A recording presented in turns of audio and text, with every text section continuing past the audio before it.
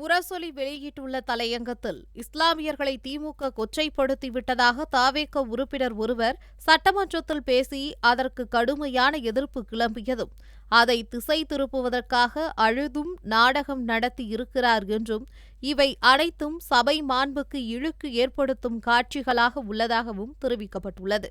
இஸ்லாமிய மக்களுக்கு திராவிட முன்னேற்றக் கழகமும் கழக அரசுகளும் தமிழின தலைவர் கலைஞரும் இன்றைய தலைவர் திராவிட மாடல் நாயகன் மு.க.ஸ்டாலின் ஆற்றிய பணிகளை இஸ்லாமிய மக்கள் மறக்க மாட்டார்கள் என்றும் என்றைக்கும் அவர்கள் நன்றி பெருக்குடன் இருக்கக்கூடியவர்கள் என்றும் சிலரைப் போல கூலிக்கு விலை போகக்கூடியவர்கள் அல்ல என்றும் குறிப்பிடப்பட்டுள்ளது. தமிழ்நாட்டின் மிகப்பெரிய அரசியல் மாற்றத்தை 1967ஆம் ஆண்டு சட்டசபை தேர்தலில் உருவாக்கியது திராவிட முன்னேற்றக் கழகம். அந்த மாற்றத்தை உருவாக்கியவர் பேரறிஞர் அண்ணா அவர்கள். அவருக்கு தோள் கொடுத்து நின்றவர் கண்ணியத்திற்குரிய காயிதே மில்லத். 1972ஆம் ஆண்டு ஏப்ரல் மாதம் 4ஆம் நாள் காயிதே மில்லத் அவர்கள் மறைந்தார்கள். அவரது உடல்நிலை மோசமடைந்து வருகிறது என்ற செய்தி கிடைத்து மருத்துவமனைக்கு சென்று முதலமைச்சர் கலைஞர் அவர்கள் பார்த்தார்கள். கண்மூடி படுத்திருக்கிறார் காயிதே மில்லத். அப்போது முதல்வர் கலைஞர் அவர்கள், ஐயா, நான் கருணாநிதி வந்திருக்கிறேன் என்று சொல்லியிருக்கிறார்கள். லேசாக கண் திறந்து பார்க்கிறார் காயிதே மில்லத் அவர்கள். முதல்வர் கலைஞரை பார்த்தார். கை நீட்டி கலைஞரின் கையை பிடிக்கிறார். முஸ்லிம் சமுதாயத்துக்கு தாங்கள் செய்த உதவிக்கெல்லாம் எனது நன்றி என்று காயிதே மில்லத் அவர்கள் சொன்னார்கள் என்றும் முரசொலி தெரிவித்துள்ளது. முதல் முறை ஆட்சிக்கு வந்ததுமே மிலாது நபிக்கு அரசு விடுமுறை விட்டவர் கலைஞர். அதனை அதிமுக அரசு ரத்து செய்தது. மீண்டும் ஆட்சிக்கு வந்த கலைஞர் மீண்டும் அரசாணை வெளியிட்டு மிலாது நபிக்கு அரசு விடுமுறை அறிவித்தார். உருது பேசும் முஸ்லிம்களை பிற்படுத்தப்பட்டோர் பட்டியலில் சேர்த்தார். சிறுபான்மையினர் நல ஆணையத்தை தொடங்கினார். வக்ஃபு வாரிய சொத்துக்களை பராமரிக்க முதன்முதலாக மானியம் வழங்கினார். தமிழ்நாடு சிறுபான்மையினர் பொருளாதார மேம்பாட்டுக் கழகம் தொடங்கினார். உருது அகாடமியை தொடங்கினார். காயிதே மில்லத் மணிமண்டபம் கட்ட நிதி ஒதுக்கி இடம் ஒதுக்கினார். பிற்படுத்தப்பட்டோர் இடஒதுக்கீட்டில் இஸ்லாமியர்களுக்கு 3.5% உள் ஒதுக்கீடு கொடுத்தார். காயிதே மில்லத் மகளிர் கல்லூரியை உருவாக்கினார். காயிதே மில்லத் ஆண்கள் கல்லூரிக்கு இடம் வழங்கினார். அத்தகைய தலைவர் கலைஞரின் வழித்தடத்தில்தான் திராவிட மாடல் ஆட்சி நடத்திய மாண்புமிகு மு.க.ஸ்டாலின் அவர்களும் செயல்பட்டார்கள் என்று முரசொலி குறிப்பிட்டுள்ளது. ஹஜ் புனித பயணம் மேற்கொள்ளும் இஸ்லாமியர்களுக்காக சென்னை விமான நிலையம் அருகில் நங்கநல்லூரில் 65 கோடி ரூபாய் மதிப்பீட்டில் தமிழ்நாடு ஹஜ் இல்லம் கட்ட அடிக்கல் நாட்டினார். 2024ஆம் ஆண்டு முதல் தமிழ்நாடு மாநில ஹஜ் குழுவிற்கு ஆண்டு நிர்வாக மானியமாக 80 லட்சம் ரூபாயாக உயர்த்தி வழங்கப்பட்டது.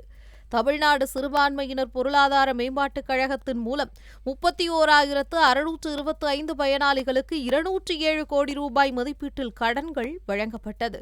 சிறுபான்மையின மக்கள் பயன்பெறுவதற்காக பல்வேறு நலத்திட்டங்களுக்கு 405 கோடி ரூபாய் அளவில் அரசு நிதி தரப்பட்டது. ஒன்றிய அரசு சிறுபான்மையின மாணவ மாணவியருக்கு வழங்கி வந்த கல்வி உதவித்தொகையை நிறுத்திவிட்டது. எனவே மாநில அரசு சார்பில் 1 முதல் 8ஆம் வகுப்பு வரை அரசு மற்றும் அரசு உதவி பெறும் பள்ளிகளில் பயிலும் முஸ்லிம் மாணவிகளுக்கு 1000 ரூபாய் கல்வி உதவித்தொகையும் வழங்கப்பட்டது. 159 கல்வி நிறுவனங்களுக்கு சிறுபான்மை தகுதி சான்றிதழ் வழங்கப்பட்டுள்ளது. தொன்மையான பள்ளிவாசல்கள், தர்காக்களின் புனரமைத்தல் பணிகளுக்கு 10 கோடி ரூபாய் நிதி ஒதுக்கீடு செய்யப்பட்டு 10 தர்காக்களுக்கு வழங்கப்பட்டது. பள்ளிவாசல்கள், தர்காக்கள், வக்ஃபு நிறுவனங்களை புனரமைத்தல் பணிகளுக்கு இதுவரை 23 கோடி ரூபாய் நிதி ஒதுக்கீடு செய்யப்பட்டு 308 வக்ஃபு நிறுவனங்களுக்கு வழங்கப்பட்டது என்றும் தெரிவிக்கப்பட்டுள்ளது. அரசியல் ரீதியாக அச்சுறுத்தல் வரும்போதெல்லாம் இஸ்லாமியர்களை காக்கும் காவல் அரணாக இருப்பதும் திமுக கழகம்தான். குடியுரிமை சட்டம் மூலமாக அச்சுறுத்தல் வந்தபோது அதனை தடுக்க போராடியது கழகம்.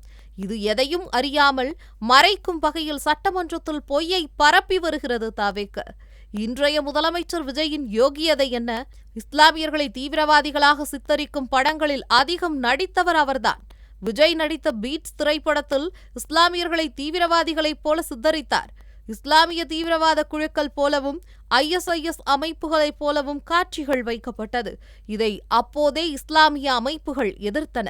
இன்று தவேகாவில் சேர்ந்து சட்டமன்ற உறுப்பினராக ஆகியிருப்பவரும் அன்று இதை கண்டித்து வீடியோ வெளியிட்டவர்தான். குவைத், கத்தார் போன்ற நாடுகளில் இப்படத்துக்கு தடை என்கிற அளவுக்கு நிலைமைகள் போனது. விஜய் நடித்த துப்பாக்கி படத்திலும் இஸ்லாமியர்கள் தீவிரவாதிகளாக உருவகப்படுத்தப்பட்டார்கள். குண்டு வைப்பவர்களாக காட்சிப்படுத்தப்பட்டார்கள். ஜனநாயகன் திரைப்படத்திலும் இஸ்லாமிய வெறுப்பு காட்சிகள்தான் அதிகமாக இருந்தன. விஜய் இன்னும் திருந்தல என்று இஸ்லாமிய அமைப்புகள் சமூக வலைதளங்களில் கடுமையான விமர்சனத்தை வைத்தார்கள். எப்போது மாறும் உங்கள் மனநிலை என்று இயக்குனர் அமீர் கேள்வி எழுப்பினார்.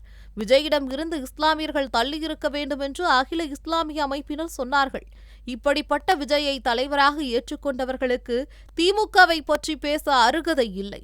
சிறுபான்மை மக்களின் சமூக பொருளாதார மேம்பாட்டுக்கான நலத்திட்டங்களை அரசின் மூலமாக தொடர்ந்து நிறைவேற்றும் அதே காலத்தில் இஸ்லாமியரின் அரசியல் உரிமைகளையும் பெற்றுத்தரும் இயக்கமாக திராவிட முன்னேற்றக் கழகம் எந்நாளும் இருக்கும் என்று திராவிட நாயகன் மு.க.ஸ்டாலின் அளித்துள்ள உறுதிமொழி கல்வெட்டாக இருக்கிறது என்பதை நினைவூட்டுகிறோம் என முரசொலி தனது தலையங்கத்தை நிறைவு செய்துள்ளது.